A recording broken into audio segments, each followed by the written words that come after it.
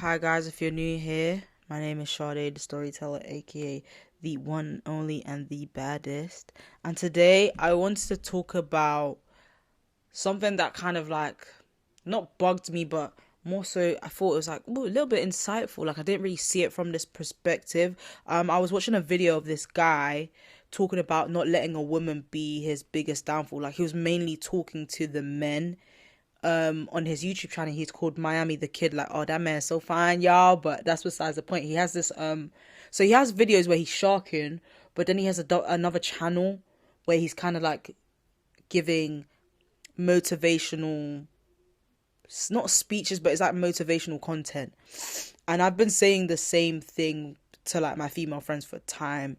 I'm always saying like, don't let a man be your biggest downfall, and it's so crazy to see both sides are feeling this. So obviously I'm not saying this from a bitter woman take. I'm also seeing this as just self-awareness. I feel like social media has made being in a relationship feel like an accomplishment. Like once you have that, your life is complete. And social media, oh my days, they sell it consistently. The couple aesthetic, the he chose me energy, all of it, and makes people feel like something is missing if they're not there yet. And I kind of want to reiterate to people, mate, a relationship is not an accomplishment. And I feel like society has made being in a relationship feel like an accomplishment. Like once you have that, your life is complete. I just don't think that is true at all. Like that's not true. Like, and that shouldn't be one of your life goals. I feel like work on you and do what you need to do. Be the woman or the man that you desire to be. And then when you find that person that fits the puzzle, it's more like an add-on, a bonus, not a, oh my days, my life's complete. Because being in a relationship is not the world's biggest accomplishment, because remember, you have your own life. Like they're just a piece that fits your puzzle piece. Do you get what I mean? Okay. I hope that sat with you. And there's this narrative specifically put on women that you need to find someone before 30, that the older you get, the harder it becomes biologically. And yes, research exists around that, but what that does is put a timeline on you. It makes people rush into the wrong situation out of fear, not love. And I do believe that as well. Like they always say, and it is true, it's harder for women to conceive the older they get. So I feel like a lot of women are putting mad pressure on themselves to find a suitor, or to find a suitor, or to find a man. I've been seeing a lot of women as well, quick tangent, like going to like sperm banks and getting random guys sperm and putting it inside them and kind of being their own man. I just think like you shouldn't put so much pressure on yourself to find someone. And I blame social media. Like honestly, social media is one of the biggest factors for, I believe, people's uprise or growth or downfall. I believe. I just think like, nah, you can conceive and have children in your 30s. I mean, look at Ashanti. Like she's had her first baby in her 40s. Like she lived her life. She did what she needs to do. She didn't cry about no man. You know, Nelly came in her life, piff ting, swept her off her feet, and now she's had her first child. Even Tracy Elise Ross, Diana Ross's daughter, she's single and thriving, no apology. Even John Cena, he built everything with no kids and no desire for them, and he met someone that had the same, I guess, not morals, but they didn't want kids. So I feel like that made sense for him. The timeline society handed you was never yours to begin with. Remember that. I'm going to say that one more time. The timeline society handed you was never yours to begin with. So I feel like don't feel like I said, being in a relationship is like your life's complete. Even if you don't find someone, and I don't want to say you won't find someone, but there's genuinely people out there like Oprah Winfrey. I don't actually think she has a man, but she is happy. Like I said, Tracy, she has no man, no kids, and she's happy. I feel like at the end of the day, prioritize your happiness. I know there's a lot of women that want kids and stuff. That's fine. And God will give you that within due time. And when it's short timing, I feel like you cannot rush God's timing. You have to wait and be patient and kind of distract yourself and do the things that make you happy as a person. Because I think a lot of people tend to forget, because I've been in a relationship myself, right? When you get in a relationship, it's not the same anymore. Of course, being that when you're single, you have a bit more freedom and, a bit more movement. You can do what you want and stuff like that. With a relationship now, it's like, not to say you're catering to your partner, but you have to adjust and realign your boundaries to make it work. And then when you have kids now, your whole life changes. So I feel like a lot of people need to slow down and not idolize the idea of being in a relationship or having a kid so soon, because a lot of women will tell you, and I've spoken to a lot of women, they've said to me, don't rush having kids. I regret having kids at a young age. I've heard so many women say that to me. I mean, it doesn't scare me because I've always said to myself, I need to sort out myself. I need to make sure I'm with the right person before I make that decision to have a kid, because I feel like kids are no joke. So I'm not going to bring one into this corrupt world and I'm not where I want to be. Me and my partner, we're not seeing eye to eye, or we don't have a healthy foundation. That's not happening. Or even a roof over our heads. That's not happening. And I think that's me helping my future self and say, look, like, girl, we gonna get you right. And when the time comes, you're gonna be in a better predicament. Not to say that the women that do have it now, they're not. But I feel like a lot of women just idolize, being pregnant or like this dirty culture of baby daddies and baby moms. Like, oh, fuck no. We need more marriages, okay? We need more marriages. We need more healthy examples of healthy relationships, healthy co-parenting, if that happens to be a thing, or just healthy dynamics where the kids are happy. You don't want to bring kids into this world and there's something, they now have mental tribulations or they have different problems.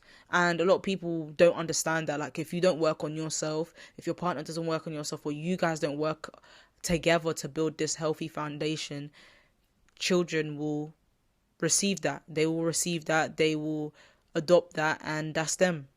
And then you wonder why. You question, oh, how did my son or my daughter turn out this way? You need to get the flipping mirror, look in the mirror and say, oh, who do I see? Me. So I just thought to add that bit. That was really aggressive, that me bit. One thing I would like to say is your goals come first. The house, the car, the travel, building yourself. Like I said, when the right person comes, they join the life you built. They don't become it. A partner should be an addition to your life, not a milestone in it.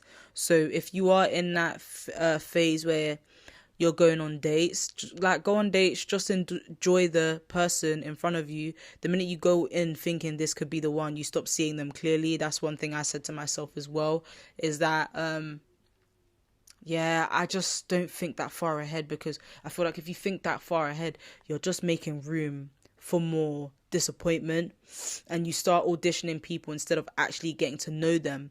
Read someone from day one, not through the lens of potential, through the lens of reality. I don't live in a fairy tale world anymore, but I still have dreams. A lot of people just stop being delusional a bit. Like, don't be delusional when it comes to dating. Like, just because you're saying the right things, boo. Anyone can say the right things to either get in your pants or to, like, whatever. Like, everyone knows how to play the game. Well, some people know how to play the game, some people don't. But I just think that's one thing I've learned from, like, dating is, like, I have to read you from day dot. Like, I'm not wearing rose tinted glasses right now. I'm seeing you for you. And then if I'm content and I'm happy with the person that's sitting in front of me, then cool. Like, we can proceed further and I'm going to allow room to get to know you better. If it's a thing where now you're kind of selling me a dream, or you're like love bombing me a bit, then boo, we got to say goodbye. Like, I understand it. Like, I'm a girl myself. Some days you want companionship and some days you want intimacy. Some days you're completely fine on your own, and that's all okay. That's not contradiction. That's just being human. You don't have to perform contentment every single day to prove you're all right. And that's one thing I had to tell myself that as well. Like, we're all humans, so it's okay to like want to be in relationships or want that love. Or, you know, you saw who's a good example on social media that's representing healthy love. Ooh, child, we gonna be here all day. Me thinking, I can't think. Let's say Jay Cinco and Lala. We see the way he loves her. Honestly, he loves that girl bad. Like, that girl is happy, and I feel like that's a good representation of love. But I feel like, stop watching other people's life, because we don't know what happens behind closed doors, and that's what you forget. We see one thing, but we don't know what's happening behind closed doors. So kind of just take it as a pinch of salt when you are seeing these relationships. Like, oh, they're cute, cool, go by your day. Don't be like, oh, I wish I had a relationship like them. We don't know what's happening behind closed door. God forbid, them two could be fighting, tussling, arguing, calling each other out their names. So you kind of need to touch grass a bit. Like, I say that with love. Like, touch grass, like, just take it as a pinch of salt and just, you know, just, just take it as a pinch of salt. Like, I've been single for 2 years, and I can finally say that I'm comfortable with myself. Introducing someone into my space now feels like something I have to really think about, because I'm not just asking, do I like this person? I'm asking, do they actually make sense in my life? And that's why I would advise everybody. If you've been single for a long time like me, I do think 2 years is a long time though. Like, fuck, I think that's a long time. You just need to be cautious of who you invite in your space. Like me, because I've not had good experience with men, I'm just not like in the space. Like, yes, I'm working on myself. I'm in a good headspace. When I say space, like, I'm not in the space to invite unwanted energy. Like, I'm not inviting unwanted energy at all. Like, I'm not making room for it at all. And I think that should be one of your T's and C's as you date properly, or just start dating people again, you know, because I feel like you shouldn't, because a lot of people put their life on pause, and I don't think that should be it. Like, let's say, for example, with me, I genuinely felt like I put my life on pause, and I made that person, you know, my world. Like, the relationship was my world, and I feel like that's not how it should be. It should be, I am an individual, they are an individual, and when it comes to being together, companionship, like, we can coexist. Not in a way of my man, or my girl. Like, if you feel like that person's a soul sucker, or they're just not beneficial, I think it's okay to leave a relationship, even if there's nothing, like, you guys are not arguing or it's not toxic. If you genuinely feel like they're not benefiting you in a way, or uplifting you, or you don't see it going far, then don't waste your time. And I feel like you can see that from a couple times of talking to them, going on dates. Like, I feel like, be able to filter people out earlier on than later. It saves you a headache, it saves you mental distress, and it saves you heartache. So you need to learn how to unfilter the unwanted energies in men, because men know how to play the game well. I can speak from a woman's perspective. Men know how to play the game well. They know how to play to get in your pants, and that's just the reality of it. A lot of men, they don't care about what your flipping favorite color is. They're just game is game to them, and then when they get some pussy, that's it. Like, you know, and I don't want you guys to feel like, you know, this is about being anti-love. It's not about closing yourself off. It's about not halting your life while you wait for someone to show up.